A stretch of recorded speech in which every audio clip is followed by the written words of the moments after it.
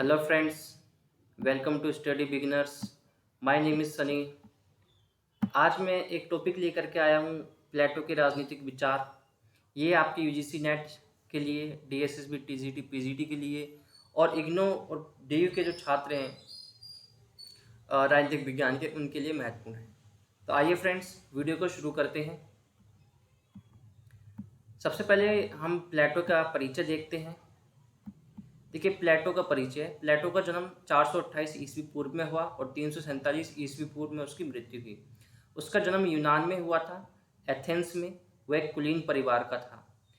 उसका नाम प्लेटो उसके चौड़े कंधे होने के कारण पड़ा था। वह सुकरात का शिष्य था। सुकरात की मृत्यु के बाद वह कई वर्षों यूनान, मिस्र और इटली की यात्रा करके वहाँ की शासन प्रणाली का उसने अध्ययन किया था। उसने एक अकादमी की भी स्थापना की थी। अरस्तु उसी अकादमी का छात्र था। ये एक चैन है, सुकरात का शिष्य प्लेटो और प्लेटो का शिष्य सुकरात। सुकरात के जितने भी विचार थे, प्लेटो ने उसको अपनी कृतियों में समाहित किया, क्योंकि सुकरात ने किसी भी प्रकार का कोई कृति या कोई किताब नहीं लिखी थी। उनके किसी भी प्रकार के लेख सुकरात के नहीं पाए जाते। इसलिए सुकरात के सभी विचारों को प्लेटो ने अपनी पुस्तकों में जो है समाहित किया। अगर प्लेटो की पुस्तकों की बात करें तो उनकी पुस्तक का नाम था रिपब्लिक, स्टेट्समैन्स और लॉज। ये तीनों ही उसी की किताब थी। प्लेटो के न्याय सिद्धांत की बात करें तो प्लेटो के अनुसार न्याय का अर्थ है समाज में प्रत्येक व्यक्ति के द्वारा अपना कार्य करना तथा दूसरे के कार्य में किसी प्रकार का कोई हस्तक्षेप न करना। इसलिए प्लेटो कहते हैं कि हर व्यक्ति को समाज में अपने सद्गुण के हिसाब से काम करना चाहिए। जो भी उसका सद्गुण है, जो भी उसका गुण है, उसके हिसाब से उसको काम करना चाहिए। उसे किसी भी दूसरे व्यक्ति के काम में किसी प्रकार का हस्तक्षेप नहीं करना चाहिए। व्यक्तियों में 3 गुण पाए जाते हैं व्यवहार के हिसाब से। एक है तृष्णा, इच्छा, मनोवेग, स्पिरिट और बुद्धि। तृष्णा, इच्छा करने वाले लोग, जिनके अंदर ये गुण पाया जाता है, वो व्यापारी वर्ग बनते हैं या कामगार वर्ग। जिनके पास मनोवेग पाया जाता है वो सैनिक वर्ग बनते हैं, और जिनके पास रीजन होता है वो दार्शनिक बनते हैं। ये तीनों ही गुण हर व्यक्ति में पाए जाते हैं, लेकिन किसी व्यक्ति में कोई गुण ज़्यादा होता है और कोई गुण कम होता है। जिसमें तृष्णा हो वे व्यापार करते हैं, जिसमें मनोवेग हो वो सैनिक बनते हैं, जिनके पास ज्ञान होता है वे दार्शनिक बनते हैं। प्लेटो ने 4 सद्गुणों की बात की। जिनके पास इच्छा या तृष्णा हो उनका सद्गुण संयम होता है और वह व्यापारी वर्ग बनते हैं। वह व्यापार करते हैं क्योंकि वह सिर्फ और सिर्फ अपनी दैनिक ज़रूरतों को पूरा करना चाहते हैं।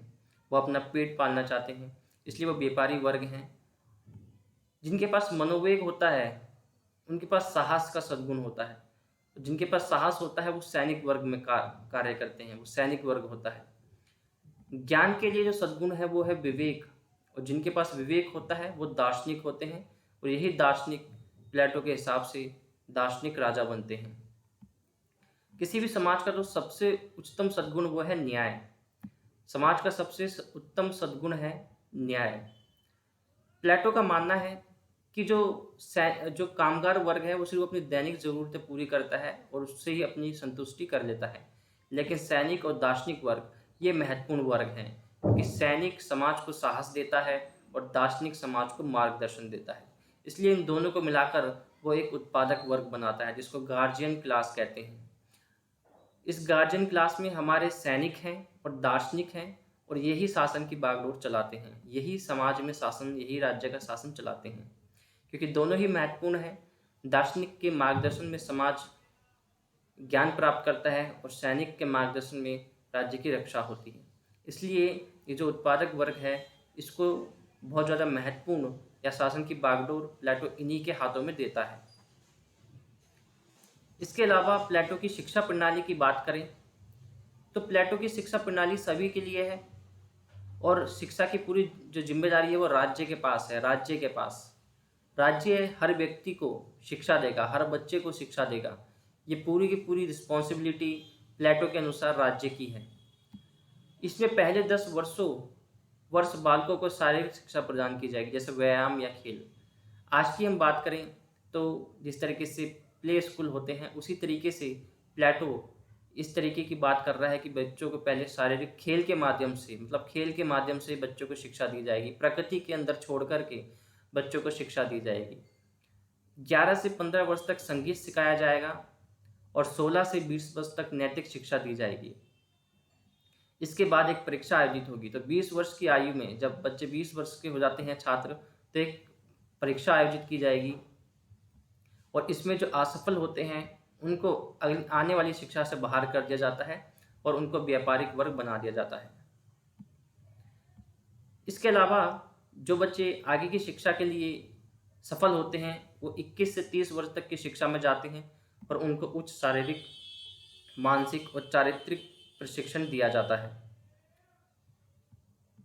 इसके बाद एक महान परीक्षा फिर दोबारा होती है और इसमें सफल छात्रों को सैनिक वर्ग में भेज दिया जाता है और असफल छात्रों को सैनिक वर्ग में भेज दिया जाता है और जो छात्र सफल होते हैं उनको आगे की शिक्षा के लिए कंटिन्यू किया जाता है। 31 से 35 वर्ष की आयु में दर्शन शास्त्र का ज्ञान कराया जाता है और 35 से 50 वर्ष तक की आयु में सांसारिक यथार्थ जीवन की समस्याओं से रूबरू होने के लिए भेज दिया जाता है। तो देखिए 31 से 35 वर्ष दर्शन शास्त्र, यहाँ तक व्यक्ति का सैद्धांतिक ज्ञान पूरा हो जाता है। 10 वर्ष की आयु तक शारीरिक शिक्षा प्राप्त करता है, 11 से 15 में संगीत सीखता है, 16 से 20 में नैतिक शिक्षा लेता है, 21 से 30 में मानसिक और शारीरिक शिक्षा लेता है और 31 से 35 के बीच में दर्शन शास्त्र की शिक्षा लेता है। तो यहाँ तक तो उसकी सैद्धांतिक शिक्षा थी, एक कोरे कागज पर जो उसने शिक्षा ग्रहण की है ये उसकी शिक्षा है। लेकिन अभी 35 वर्ष के आयु के व्यक्ति को जो व्यवहारिक जीवन है, जो संसार है, उसकी नॉलेज नहीं है। इसलिए प्लेटो अगले 15 वर्ष मतलब 35 से 50 वर्ष तक की आयु के लिए व्यक्ति को संसारिक यथार्थ जीवन की समस्या से रूबरू होने के लिए उनको भेज देता है ताकि व्यक्ति यथार्थ शिक्षा, यथार्थ संसार को जान सके। उसके बाद एक दार्शनिक राजा बनता है। जो दार्शनिक राजा होता है वो सत्ता के मोह में नहीं होता, वह शासक बनने के लिए उतारू नहीं होता। लोग उसको खुद उसके ज्ञान को देख करके उसको शासन की बागडोर देते हैं। तो कहें कि वो निष्कपट, उच्च चारित्रिक और सर्वगुण संपन्न व्यक्ति होता है, उसी को प्लेटो दार्शनिक राजा कहता है। तो फ्रेंड्स, ये थी प्लेटो के बारे में, प्लेटो के दिए गए कुछ सिद्धांत। अगर आपको ये वीडियो अच्छा लगा हो तो आप इसे लाइक कीजिए, सब्सक्राइब कीजिए और इसको शेयर कीजिए। Thank you for watching my channel.